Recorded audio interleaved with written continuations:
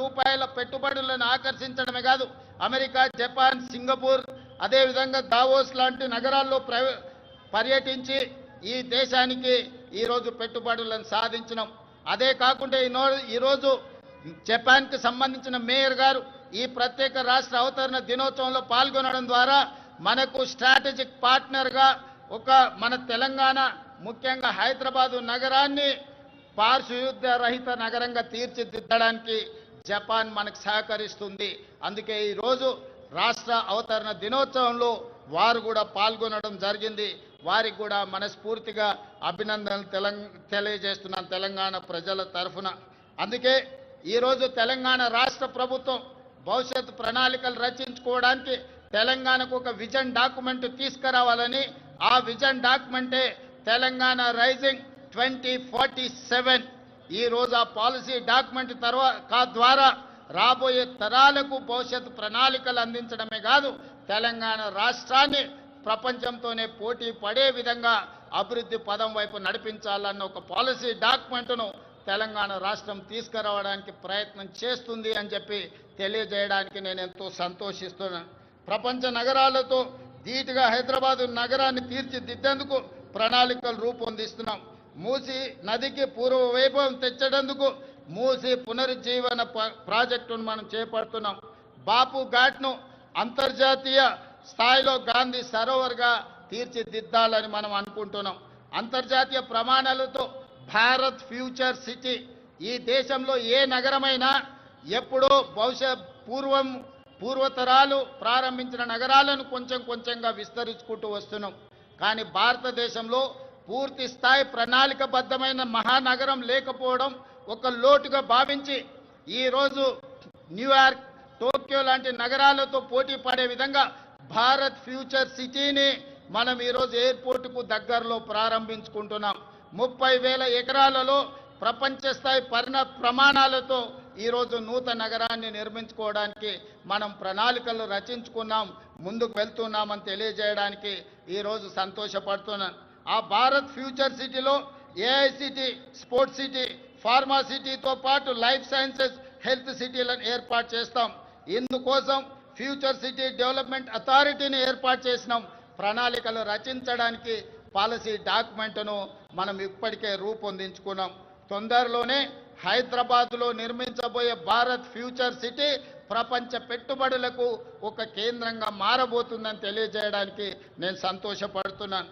రాష్ట్ర మౌలిక సదుపాయాలలో భాగంగా విమానాశ్రయాల సంఖ్యను పెంచుకునేందుకు చర్యలు తీసుకుంటున్నాం. ఇప్పటికే మనకు తెలంగాణ రాష్ట్రంలో ఉన్నది ఒకే ఒక ఎయిర్పోర్ట్ ఈరోజు మనకు శంషాబాద్లో ఉన్నది. అందుకే రాష్ట్ర ప్రభుత్వం కేంద్ర ప్రభుత్వంతో చర్చించి సంప్రదించి వరంగల్లో నూతన ఎయిర్పోర్ట్కు, అదేవిధంగా ఆదిలాబాద్లో ఇంకొక ఎయిర్పోర్ట్కు అనుమతులు తెచ్చుకున్నాం. తొందరలోనే వరంగల్ నగరంలో, ఆదిలాబాద్ పట్టణ ప్రాంతంలో నూతన ఎయిర్పోర్ట్లు ఏర్పాటు చేసుకోబోతున్నామని చెప్పి మీకందరికీ తెలియజేయడానికి నేను ఎంతో సంతోషిస్తున్నాను. అదేవిధంగా ఈరోజు regional ring road, outer ring road మన హైదరాబాద్ నగరంలో తీసుకొచ్చిన మార్పులు మీకు అందరికీ తెలుసు. ఈరోజు ఐటీ కానీ, ఫార్మా కానీ హైదరాబాద్ నగర అభివృద్ధికి ఔటర్ రింగ్ రోడ్ మనకి ఎంత సహాయం అందించిందో మీకు తెలుసు.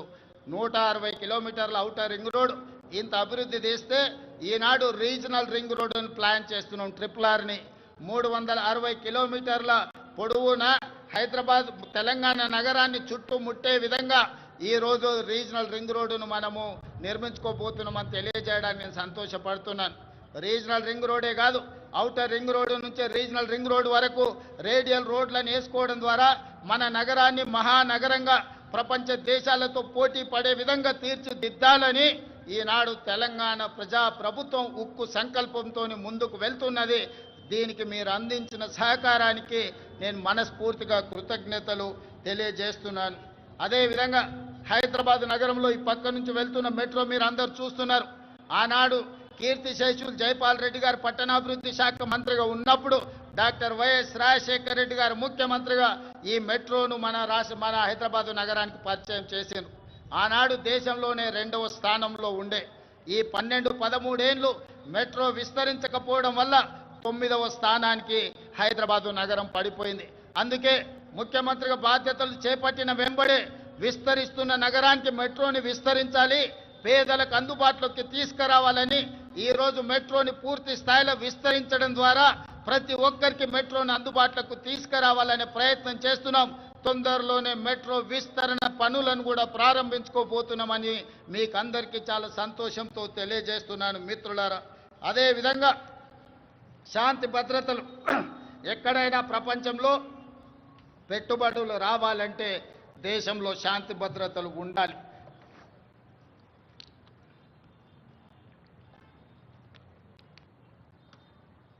శాంతి భద్రతలు లేని దేశానికి పెట్టుబడులు రావు. అందుకే ఈరోజు హైదరాబాద్ నగరాన్ని, తెలంగాణను దేశంలోనే నెంబర్ 1గా తీర్చిదిద్దిన పోలీసింగ్ వ్యవస్థ ఈరోజు మనకు ఉన్నది. కేంద్ర ప్రభుత్వమే నిర్వహించిన సర్వేలలో తెలంగాణ రాష్ట్ర పోలీసులు అత్యంత పకడ్బందీ శాంతి భద్రతలను కాపాడడంలో దేశంలోనే మనం మొదటి స్థానంలో నిలబడ్డాం. ఇదే కాదు, డ్రగ్స్ను నియంత్రించడంలో కూడా ప్రపంచ దేశాలు పోటీ పడితే మన తెలంగాణ రాష్ట్రానికి మొదటి బహుమతి వచ్చింది. మన అధికారులు దుబాయ్లో ఆ మొదటి స్థానాన్ని, గుర్తింపును, గౌరవాన్ని స్వీకరించడం జరిగింది. అందుకే ఈనాడు మిత్రులారా, తెలంగాణ రాష్ట్రంలో శాంతి భద్రతలను కాపాడడంలో దేశంలోనే మొదటి స్థానంలో ఉండడమే కాదు, ఈరోజు డ్రగ్స్, గంజాయి యువతను నిర్వీర్యం చేస్తుంది. పాఠశాల స్థాయిలోనే ఈ సమస్యను మనం కళ్ళతో చూస్తున్నాం. అందుకే ఈరోజు డ్రగ్స్, గంజాయిని నియంత్రించడమే కాదు, ఉక్కు పాదంతో అణిచివేయాలన్న ఆలోచనతోని పోలీస్ వ్యవస్థను పూర్తిగా ప్రక్షాళన చేసి సంపూర్ణమైన అధికారులని, వాళ్ళకు అధికారాన్ని అందించి తెలంగాణ రాష్ట్రంలో గంజాయి అమ్మే వాళ్ళు కానీ, డ్రగ్స్ వినియోగించే వాళ్ళు కానీ కాలు పెట్టాలంటే వెన్నులో చలి జ్వరం వచ్చే విధంగా ఈనాడు మన పోలీసులు పనిచేస్తున్నారు. ఇదే కాదు, సైబర్ క్రైమ్ మీకు తెలుసు. ప్రతిరోజు సైబర్ క్రైమ్ ద్వారా మోసపోయిన వాళ్ళని ఎంతో మందిని టీవీలో, పేపర్లలో చూస్తున్నాం. ఈరోజు సైబర్ క్రైమ్లో నష్టపోయిన వాళ్ళను కోట్లాది రూపాయలను రికవరీ చేయడమే కాకుండా దేశంలో అత్యంత పకడ్బందీ సైబర్ క్రైమ్ను నియంత్రించే వ్యవస్థ ఈనాడు తెలంగాణ రాష్ట్ర పోలీసులు నిర్వహిస్తున్నందుకు వాళ్ళని అభినందించడమే కాదు, ఇంత గొప్పగా మనం శాంతి భద్రతలను కాపాడుతున్నామని తెలియజేయడానికి నేను గర్వపడుతున్నాను, నేను ఆనందిస్తున్నాను మిత్రులారా. అదేవిధంగా మిత్రులారా, తెలంగాణ రాష్ట్ర ప్రభుత్వంలో ఈ మధ్య కాలంలోనే భారత్ సమ్మిట్ను మనం నిర్వహించుకోవడం జరిగింది. భారత్ సమ్మిట్ ద్వారా దాదాపుగా 100 దేశాలకు సంబంధించిన ప్రతినిధులు హైదరాబాదు నగరానికి వచ్చి తెలంగాణ రాష్ట్రంలో పెట్టుబడులకు అనువైన అంశాలను, పరిపాలనలో సరళీకృతమైన విధానాలను, అదేవిధంగా ఇక్కడ ఉన్న శాంతి భద్రతలను, ప్రభుత్వం ఇస్తున్న అనుమతులతో పాటు ఇక్కడ ప్రజల యొక్క హక్కులను కాపాడడానికి ప్రజాస్వామిక వ్యవస్థలను బలోపేతం చేసి ప్రపంచానికే ఆదర్శంగా నిలబడి డాక్టర్ బాబాసాహెబ్ అంబేద్కర్ గారు అందించిన రాజ్యాంగాన్ని తూచా తప్పకుండా అమలు చేస్తున్న తెలంగాణ ప్రభుత్వం గురించి భారత్ సమ్మిట్లో 100 పైగా దేశాలు పాల్గొని 3 రోజులు తెలంగాణ రాష్ట్ర ప్రభుత్వం తీసుకుంటున్న చర్యలను నిశితంగా గమనించి వాళ్ళు అభినందించడమే కాదు, 100 దేశాలలో ఈరోజు తెలంగాణ రాష్ట్రం గురించి, హైదరాబాదు నగరం గురించి వాళ్ళు ప్రచారం కల్పిస్తున్నారని చెప్పడానికి నేను సంతోషపడుతున్నాను. అదేవిధంగా ఈరోజు మీకు తెలుసు, ప్రపంచ సుందరి పోటీలు అందాల పోటీలు కాదు, ఇది తెలివికి, పరిజ్ఞానికి ప్రపంచానికి పరిచయం చేయడమే కాదు, ఈరోజు తెలంగాణ రాష్ట్రంలో గొప్ప సంపద ఉంది.